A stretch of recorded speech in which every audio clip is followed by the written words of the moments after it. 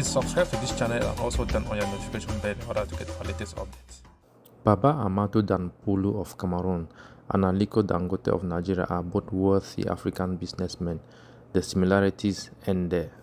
In early 2020, financial regulators in South Africa seized and liquidated all of Danpulu's properties valued at 277 million US dollars. The chartered member of the ruling CPDM crime syndicate and powerful acolyte of the 89-year-old President Paul Biya has reportedly been operating in South Africa for over 35 years, creating employment from many of his investments and sponsoring the killings of thousands of people in Anglophone Cameroon with the proceeds, Cameroon Concord News has reported. Cameroon intelligence report understands Baba Dampulu's criminal business empire is managed by Bestinver Company South African Limited, Joburg Skyscrapers Limited, and Bestinver Prop 01 Proprietary Limited, which are all subsidiaries of Bestinver, the group he founded with political support from the regime in Yaoundé.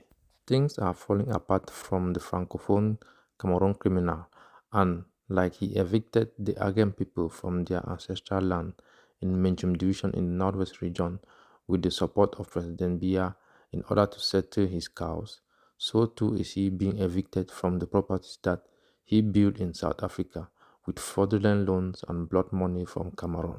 Baba Dampulu says the happenings in the Republic of South Africa is racist and xenophobic and borders on exclusionism, aimed at retarding African progress by targeting black African business people. This is simply not true. Over the years, Baba Dampolo has represented ill-gotten wealth from senior Cameroonian government officials including the Biya family, which he used in building a vast property portfolio in Johannesburg, Cape Town and Gebela. Frank Biya, President Biya's eldest son, spent years in South Africa monitoring his father's own share of the Baba Dampolo criminal enterprise. Dampolo's lawyers have been telling the courts in South Africa that the so-called Cameroonian business tycoon's property generates approximately 20 million South African rands a month, creating employment across the real estate sector and supporting jobs along the value chain. But coming from a country in sub-Saharan Africa that has nothing to show the world, Danpulu's crime syndicate has inflicted a lot of pain on Cameroonians, and his demise in South Africa is a welcome relief to the Cameroonian people. Cameroon's economy remains an equation that might not be solved by the South African seizure alone.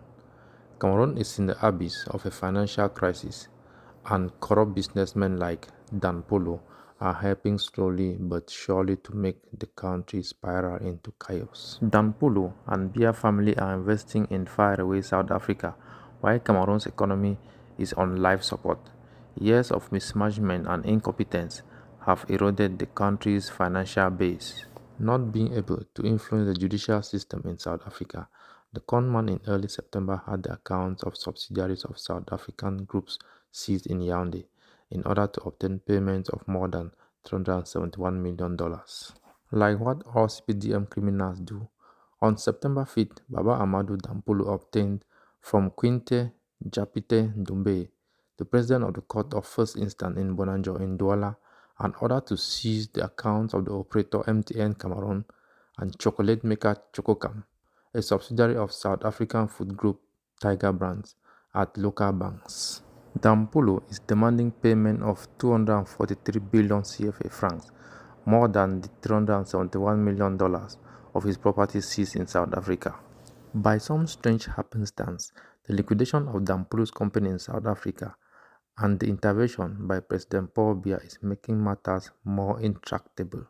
According to Baba Dampulu's spokesperson, the COVID-19 crisis and the arrival of a new manager at the First Nation Bank are at the root of his setbacks in South Africa. However, commenting on the matter, Jean Afrique observed that a certain vagueness remains as the South African liquidators of Baba Dampulu's company Bestinver reported difficulties beginning as early as late 2019, a few months before the start of the pandemic.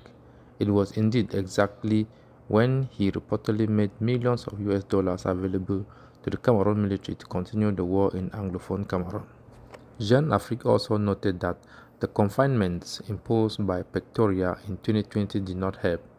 Bestinver's shopping centers, Princess Crossing in the suburbs of Johannesburg, Moffat on Main, and King's Court in Gebeha have seen frequentation plummet. Thanks for watching and listening. We are keeping a watchful eye on Dampolo's affair and we will keep you posted as we get more details. Bye for now.